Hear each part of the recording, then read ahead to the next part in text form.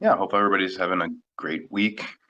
It has been a busy week for us, definitely. But I will explain in just a minute everything that's been going on because it's been a lot. Um, First and foremost, we had the GUI redeploy today. So basically, for the redeploy, we were working on some fixes and some upgrades to the contract for Certic, who is our auditing servicer. And so we were going through and doing the things they asked us to do. And now that we got approval to put it live, we went ahead and pushed that out today. So if you don't see your GUIs in your wallet, you need to unhide them because we airdrop new ones. All the GUIs have been upgraded. I will go through the patch notes in a minute. Sorry, every tumbled GUI has been upgraded. So Gen 1s are still their normal strength, but there was a bit of a bug in the way that Nexus is being calculated in tumbles. So your Gen 1 and through, Gen 5 or whatever, however high you've gone so far in tumbling, they all have had their stats adjusted upward a little bit. But yeah, we'll go through and get through the patch notes here in a minute. Let's see. All right, let's pull these patch notes up then. So first things first with the patch notes, we have just a full contract redeployment, both GUIs and GUI fruits. We have also airdropped everybody 45,000 GU per every group or per every GUI in your wallet. So that means that you should be sitting on a nice little pile of goo. The reason that this happened was because we had intended to give everybody a free week of food, but it accidentally got flipped off when we were doing the GUIs airdrop for the new GUIs. So basically, we've given everybody goo per GUI to pick up to cover a foxtail fruit, which is about 125 hours of food store, or most of a pancake, which is 150 something hours, I believe. So that should get your GUIs more or less around a week's worth of questing without having to spend a penny to do it. So that's the big thing. The next thing is that every GUI who is Gen 1 or higher has been rebalanced with about plus 10% to their stats. Generally speaking, we also adjusted the Nexus rewards from fruit so that every fruit except oranges or except for apples give a little bit of Nexus bonus. So that way, every time you feed a GUI, you're building up their Nexus a bit more and a bit easier. Also incentivizes people to feed more fruit to GUIs so that they're not coming down to their timer as quickly, which is nice. Also, it looks like all the quest rewards in terms of goo have increased by about 20%. This is pre-happening stuff. Again, for the inconvenience of having to do the redeploy again, which kind of shut down a lot of people's quests. So that's one of the big things is we want to make sure that people feel like they're still being rewarded for the play that they were doing, even though they basically got hard reset. If I had seen somebody in the Telegram earlier who had like 20 quests they were going to turn in this morning and they couldn't.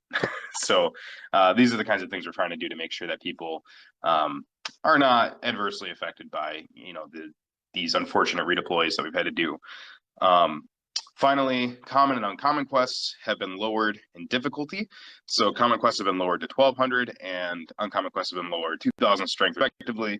That essentially means that they're easier. And with those two quests having a buff to, dropping fruit more often, they should help make the overall daily weaker GUI quest sending more lucrative for everybody. We've also adjusted tumbling just a little bit. So basically, for every tumble that your GUI has done, there will be an extra 10,000 GU tacked on to that amount.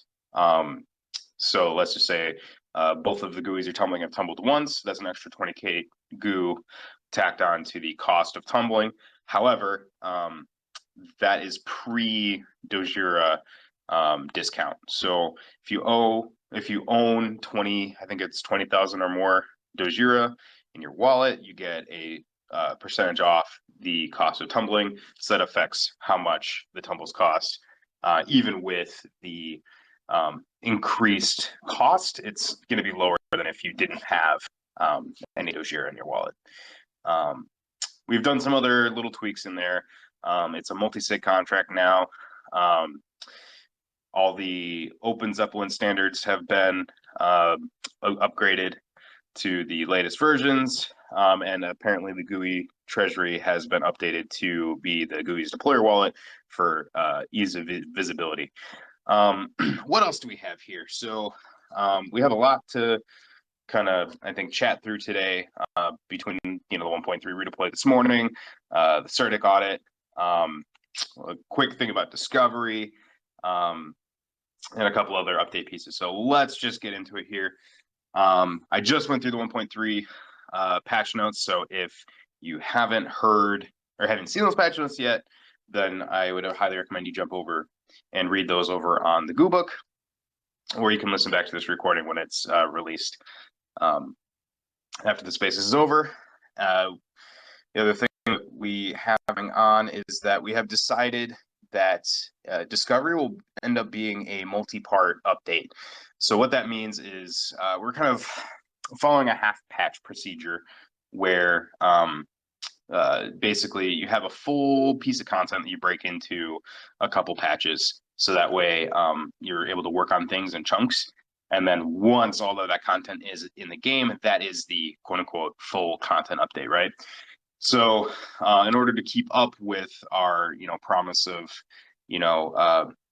fairly soon for discovery features, we want to make sure that we're able to get them to you as quickly as possible. So we're breaking up different aspects of it into multiple parts. So discovery updates will start with the first discovery patch, and they'll go until all of the feature sets for discovery are, put in the game. One of the things that we have also set our sights on is that we want to make sure that we get good mobile support for Gooeys. I actually saw, yesterday people were using TeamView to be able to play Gooeys on their phone by leaving their desktop on and using TeamView to go through it, basically operate the computer from home. That is a very inelegant solution. And we want to make sure that people can actually play Gooeys on their phone. And so one of the focuses that we've had as we've been working on this kind of UI update that we've been tooling through behind the scenes is to hopefully make sure that it has better mobile support, something that will be usable on mobile. And that way, it works great for PC, works great for mobile. That's kind of what our big push is right now. Make sure everything is optimized well for mobile, because we know that, some people don't have super high-end phones, and, web apps can be GPU heavy, web apps can be pretty taxing for those older phones. So there's going to be some trial and error there, making sure that everything runs properly on as many phones as we can. But our goal is to be able to have Gooeys be mobile friendly. We're also going to we're going to continue working on a Web2 API. We talked a bit about this recently in the Telegram. We had some issues with ChainSafe kind of getting bogged down, which was, causing some bad calls to come back, and basically making Gooeys feel unresponsive. And so to combat that, Owen has been working on a Web2 API for Gooeys that basically works like ChainSafe, so that we'll be able to be more flexible. And if ChainSafe goes down, we have something to fall back on. And it'll be able to basically cache more common requests, which will allow us to see better, overall performance improvements and responsiveness on both, on the web app. So people have been asking about our liquidity. We're keeping liquidity paired with USDC for now. We just want to make sure that we're able to ride out the bear, and that Goo isn't being negatively impacted by Matic being erratic. So once we see a clear bottom, or the Matic price kind of evens out for what seems like a decent amount of time, then we're going to work on potentially moving back some of the Goo liquidity to Matic Goo and not just USDC Goo.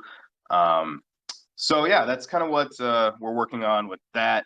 If you guys have any opinions about what we have Goo paired with, and the liquidity stuff, definitely let us know. We're happy to hear you guys out. Um, we've also been shortlisted for QuickSwap's liquidity mining game. We'll be talking more about that soon, and definitely keep an eye on QuickSwap's Twitter for all that stuff. Basically, for those who don't know, they've been running a little competition for communities to suggest tokens that they have, whitelisted on their exchange to be added to liquidity mining activities. And so we got confirmation that we are going to be on that list, or at least we're shortlisted for it. So see how that all ends up shaking out, but it should be a good time for people who like liquidity staking. No, let's transition away from Gooeys for a minute and talk about Humaniquarium. But before I do that, Caroline, do you have anything you would like to throw in there? If you're able to speak, I know that you are potentially frog voiced with COVID. So I nothing to add, only that I'm having a hot whiskey here, enjoying my Friday night, enjoying the AMA. So far so good. But yeah, I'm pretty snotty sounding at the minute. I can hear it now. Oh no. But yeah. All right. Well, thank you for being here, even though you are sick in your COVID throes. If you guys can't tell, I've also had COVID recently, so I'm a bit nasally too, more than usual. So forgive that if it's sounding a bit more monotone than usual. Okay, so let's move on to Humaniquarium real quick. So you guys might notice that we don't have a July Medium update yet. Partially that's because I've had my head down in getting Humaniquarium stuff done, working on trailer for it, been working on getting ads sorted out, lots of stuff going on with Humaniquarium behind the scenes. Definitely trying to make sure we have a big first month marketing push for Humaniquarium, because we're able to essentially actually advertise the game, because nobody's gonna ban us for nobody's going to ban us for being a crypto project because it's a free-to-play mobile game. We're able to use a lot of the mainstream routes, a lot of the stuff that I know how to do from my marketing days. So we've been working on getting campaigns built out. You guys might have noticed the email marketing campaign, working on growing the Humaniquarium mailing list, and of course getting the site out there and in front of people. So if you haven't yet, by the way, definitely check out humaniquarium.com. That's where the site is. We will be kind of updating that with links to the Play Store and Apple Store once those pages are live. And then we have a button there for the trailer once we have the trailer done. So we got a bit to do on that site, but there is a pop-up form there for people to join the Humaniquarium mailing list that they know as soon as it goes live. And hopefully during that first week of August. We're definitely just in the polishing phase at this point. The only thing that would really slow us down is if either of the app stores don't get the page up for us in time, which can be. I think we're in good shape for that, but obviously sometimes extenuating circumstances happen. But we're on our end are going full steam. For what we said with that soft launch window, we'll give you guys a hard date soon. But the big thing to take away from Humaniquarium is that we're going to have a big marketing push on social media. That means ads on Instagram, Twitter, Facebook, all the places where kind of our target demographic hangs out for that style of game. And then, of course, we'll have some email campaigns going. That's all like my wheelhouse. So hopefully we see some good ROI there and some good engagement from new people. What I will say, the big thing that I need from everybody who's listening to this recording or here in the spaces right now is this game is going to succeed pretty much on the power of word of mouth.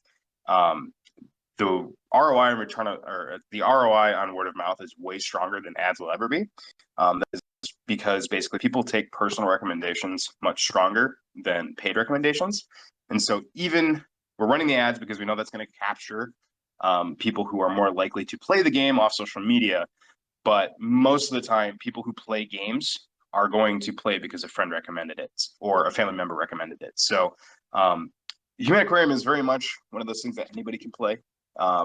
It's family-friendly content, so younger people can play, and also older people can play because it's not a hyper complex game that requires, reaction time and a massive amount of skill. It's more about just enjoying building your garden at your pace. And so we highly recommend that you take the time to, recommend it to your parents, your family, your aunts and uncles, your cousins, your siblings, whatever, your loved ones, your significant others, whatever. That is the way that this game is going to take off. And a lot of games don't need a massive player base to be successful. And so the bar for us to really start, you know, making a decent, income on, Humaniquarium and getting people to enjoy the game and having it supported for the long term is a small group of dedicated players. We don't need millions and millions of people playing. We need, a couple hundred to, a couple thousand playing regularly, and that's it. Mobile gaming is very accessible for people, and because Humaniquarium is free, there's really not a very high barrier, and so I anticipate, as much as I'm able to, that running ads will have a pretty high conversion rate because the asking cost for people is literally zero friction. All they have to do is kind of go in and download the game. So looking forward to getting all that stuff going. We've been playing Humaniquarium behind the scenes. We're getting, new builds cut with different polish pieces. It's looking really good. It's really fun. Can't wait to show you guys more about what we got. Can I distract you for a sec, Elijah? Please. Okay, so this is going to sound very Irish, much like it sounds like I'm an alcoholic. Every time we talk, I seem to be consuming another alcoholic beverage. But when we go back, when you go back into the Humaniquarium game, it's been a while, you have to pull some weeds. What do you call the flowers they're kind of weedy flowers that are there? Because we have a very Irish phrase that we use for them, and there's a little bit of a story behind it, but I don't know, do you guys have the same? Do you know the flowers I'm talking about? We call them dandelions. Okay. And you've never heard the term pissy beds? No. Okay, so in Ireland we call them pissy beds, and I swear to God that it's like everybody, this is not me trying to be rude or anything, everybody calls them pissy beds, young or old. And the thing is, if you pick up one and you run after someone, and if you put it under their chin, and if it reflects yellow, they wet the bed. So there's a little bit of Irish folklore there for you. Oh, geez. Yeah. Yeah. So useless information. For some context there, in case you guys didn't catch it, Caroline is Irish and drinking. That's the context. Yeah, that's the context. That's, every time you log in and check on your trees in Humaniquarium, you get a bunch of dandelions that pop up, and you gotta tap them to get rid of them. So there's like little gamified aspects like that can kind of keep you poking around. But yeah, so far it's been a ton of fun to really sit in there. The music is super vibey. You guys will hear it in the trailer. It's a nice little indie game. I don't know how else to phrase it. It feels properly indie. It's like drinking a warm mug of hot chocolate, basically. That's just the whole vibe for it. But yeah, so that's Humaniquarium in a nutshell. We are still targeting that early August release. I had seen a question about that over in the AMA channel. Yeah, that's kind of what we got. Dexy is asking if we have any teasers regarding Discovery, even if it's cryptic. What I will say is you guys are going to love the UI redesign and everything that's going to come with it in Discovery. It is very tasty. Mary's been pouring her heart and soul into it. So expect great things in terms of the art direction from Mary on all of that stuff. Discovery is kind of the first step in making Gooeys feel even more like a game. And so we hope that over the next couple big title updates, over the next couple years here, as we're pumping out new features, getting things, polished up, getting this new UI implemented and building on that, that Gooeys is really going to start feeling like a proper game, even though we have to, hit, transaction buttons to do certain things. So I think you guys are going to be really happy with it. I think I said this last AMA, but I want to reiterate that the art that Mary is working on for some of this stuff, I'm literally going to print it out on a canvas and put it up on my wall. That's how good it looks. She is legit learning a new painting style for certain things, and it's just really good. It's really good. Can't wait to show you So guys. good. Well, let's see. Alpine, is Jupiter Lighthouse going to stay on staff with Dogira Studios after Humaniquarium is fully released? Well, they are going to have to do kind of updates to the game. So that's all I can say is like we will still be supporting Humaniquarium after this initial launch. And so they have some things that they want to work on with the game and features to add. So that's partially why we want to make sure we have a lot of players so that we can continue to keep them on board to build the game that they want to build. So that's what I can say about that. Can I derail you for a moment there once again while we wait for some questions? Please. Um, I'm just curious. So, I obviously love the lore that you've been writing. What got you into writing fiction? Because I know you've been writing a good while. So kind of, yeah, I suppose what got you into that? Well, once upon a time, I wanted to be an English professor. And so I was originally going to finish my English degree and go get my master's and PhD. And a lot of friends who were in PhD programs at the time basically talked me out of it. So that's partially why I'm not out there Nice. teaching. That's why I'm not out there teaching literature. But I started writing fiction in high school. I've always wanted to. I've always kind of had a bit of a writing bug, but I haven't been very disciplined about writing fiction. I'd always get in my head about it. I always was very, I want it now. I didn't want to put the work in for it.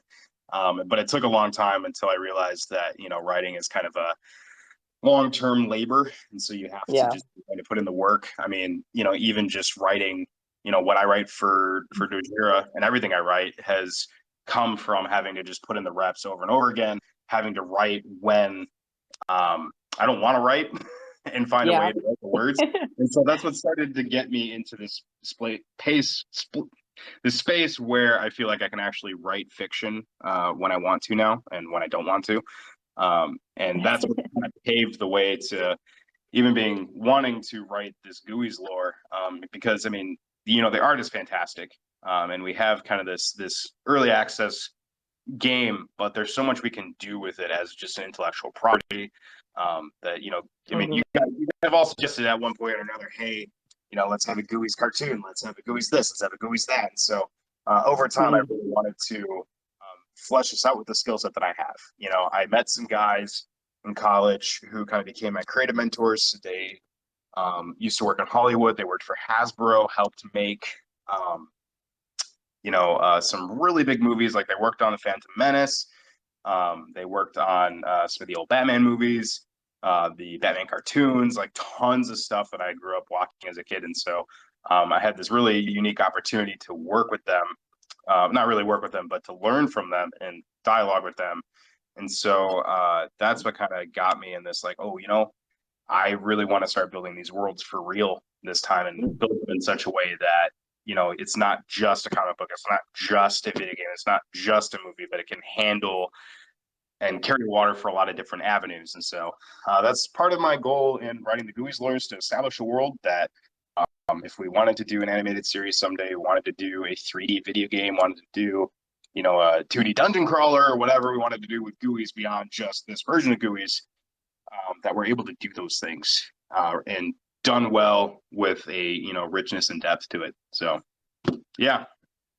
Amazing. No, I mean, I know we've spoken about it like briefly before, but I didn't realize the level of, I suppose, how it's been such a journey for you from an early age. But I think it kind of really does stand to you, because I think a lot of people are like, oh, Owen is an amazing developer, Mary is an amazing artist. But I mean, the lore that you've written, at least for me, even personally, as someone who has a GUI herself, someone who reads the lore, it really has enhanced the user experience for me. So yeah, I just think, kudos on that, because it's not an easy job to do. To build that whole world, connect the dots. The dots are there, but you've connected them, you've added your own dots. And yeah, just wanted to say kudos on that. I'm really enjoying the lore, and yeah, love reading it. Well, thank you. Thank you for bringing my editing eyes, for catching those little typos that I tend to make. I guess one thing I would want to quickly add to that.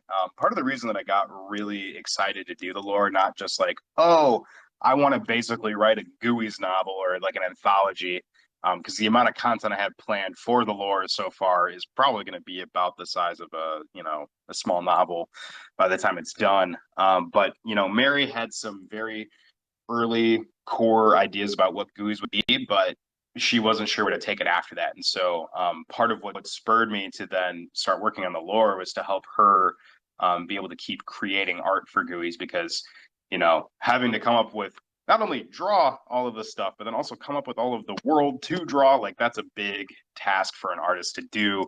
And when she's working on UI elements and maps and all this other crazy stuff, like she doesn't necessarily have time to sit there and figure out, well, what kind of monsters live in the Gooeys universe, what kind of locations do we even have in the Gooeys world. And so that's largely my job, and I've been very excited to do that, because like every day I wake up with a new idea.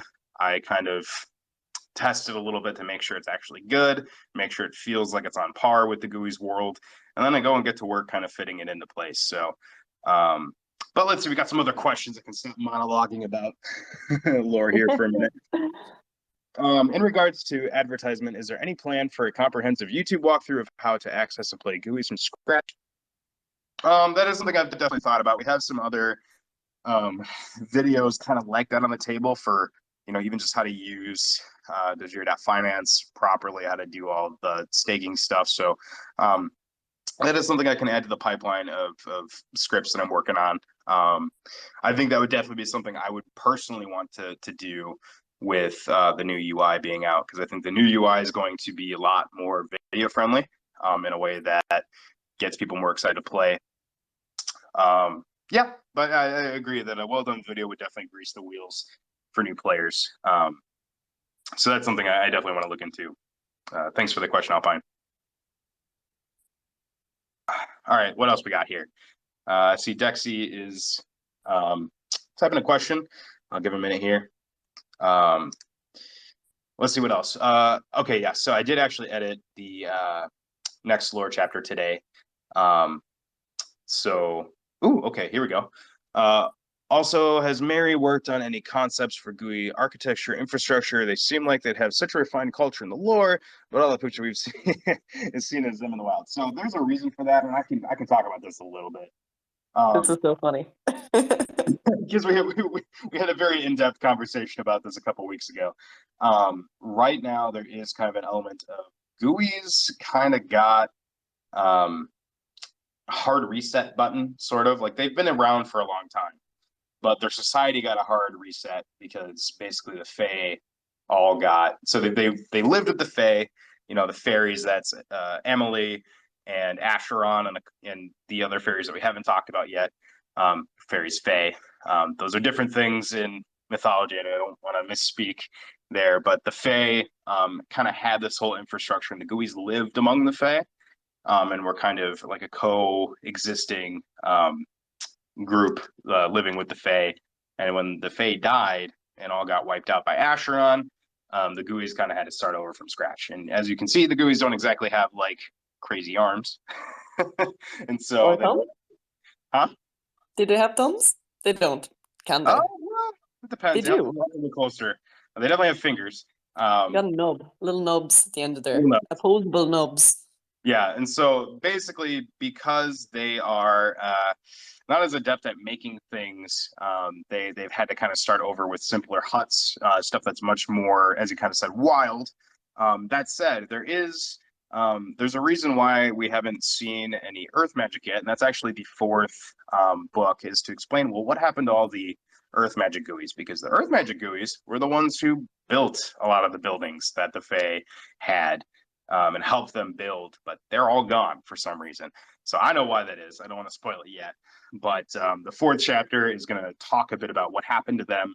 It's going to focus in on Presto, who I've kind of made the comic relief character of the Gooeys universe, but he always ends up being privy to information that nobody will listen to, and so the reader kind of gains information about things that the other characters still have to find over time, because they just won't give Presto the time of day. Like, he could solve a lot of their problems if they just listen to him, but nobody likes him, so they don't.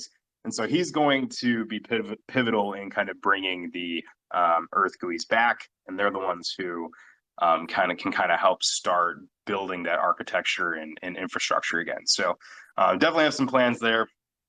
Don't worry. But for now, everybody's kind of just getting by with like wood huts, basically, or natural alcoves, because that's the best they can do with the powers they have. Because wind magic is not a constructive magic; it's definitely a destructive force. Water magic, as you know, now is much more about augmenting Gooey's physical attributes rather than being able to shape anything. And as you'll see in the third chapter, fire magic is this kind of hard to tame, ambiguous kind of set of powers that would make it difficult to really do anything constructive with it. But yeah, hopefully that answers your question there. I'm very happy about the next chapter, by the way. Caroline gave me glowing praise for it earlier today, but I really do think that you guys will enjoy it a lot. It's got some new monsters in it. It's got definitely a lot more tense in terms of kind of the risk and the things that are happening in the story. And do they live among Fey ruins? They can. I think for now, everybody's kind of congregated mostly in. So let me rephrase that. Our Gooeys, the ones that we know, the ones that we're following in the stories, they have mostly congregated in Stickweed Forest because it's it's magical, it's safer than the other regions that they can go into. The Dreadful Copse is very dangerous for Gooeys because it's very magical, very bent towards confusion and making it hard to live there. The Burning Skies is a very unforgiving swamp. There's lots of scary monsters in there that will not hesitate to kill anything that moves. So you guys will see some of that in the next lore chapter. And some of the other areas just aren't as hospitable because they're on, well, I don't want to give away too much about about the Gooeys landmass yet. So we'll get there. But there's not a lot of places for Gooeys to live because it wasn't a place designed for them. It was a place that the Fae had conquered, and so they don't really like living amongst the ruins because it's unsettling for them. And there'll be reasons you'll see. But some of the Gooeys do live in the ruins. I'm thinking mostly like the Vagrant Gooeys, the ones who are kind of like your more bandit types, live amongst ruins. And then the Droplet Society may or may not have secret bases in some of the Fey ruins that are around. So yeah, lots of lore stuff there. Things that I can't wait to flesh out more. Trying to think what else, guys. Got anything you want to ask? Oh, congratulations, by the way, Diablo, on winning the giveaway. I see you're here in the AMA. If anybody has any questions, I know we got a couple extra people here. If you have any questions, you can raise your hand and I'll do my best to answer them. When map? Well, I can't say when. It was pretty far along last I saw. But we have a lot of different things going on. So when we're ready to show that to everybody, we will. It might be closer to Discovery. But yeah, guys, trying to think if there's anything else. We talked a lot about lore. We covered all of the kind of big hitter announcements. Did anybody have any questions about today's redeploy or the rewards? There was a moment where the fruit contact airdropped incorrectly, so congrats to anybody who realized it fast enough to make use of it, but I think pretty much everybody was confused and didn't do anything, which is probably for the best. But everybody should have their proper fruit, the fruit that they had before we did the redeploy, and then everybody's airdropped goo to compensate for the oopsie on getting everybody about 7 days worth of food store. So everything should be good, guys. Let us know if you have any feedback about any UI bugs you might find in the 1.3 update. But otherwise, we're just gonna be waiting to get the audit fully 100% certified, but that should be coming soon now that we've done the redeploy, fixed all of those issues. And not really all those issues. There was only one or two, and then a couple things that they wanted just for tweak of security, like the multi-sig wallet. So yeah, guys, I see Alpine's typing a message. I'll give him a minute to throw up that question.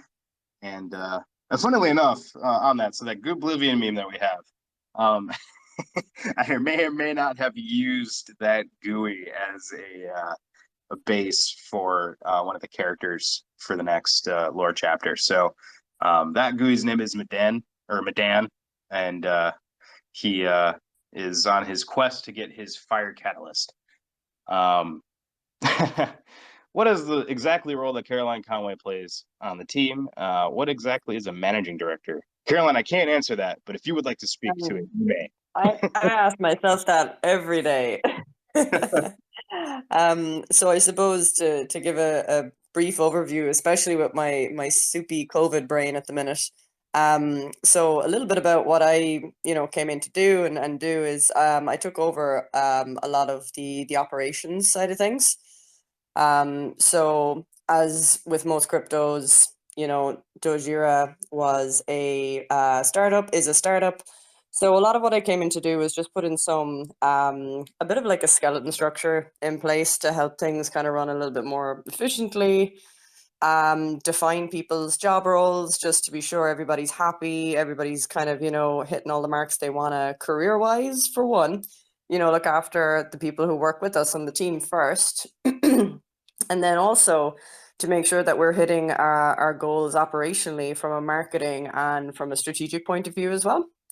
So a little bit of background for me is I've worked with companies such as Twitter, Jameson Irish Distillers, and that's nothing to do with my drinking.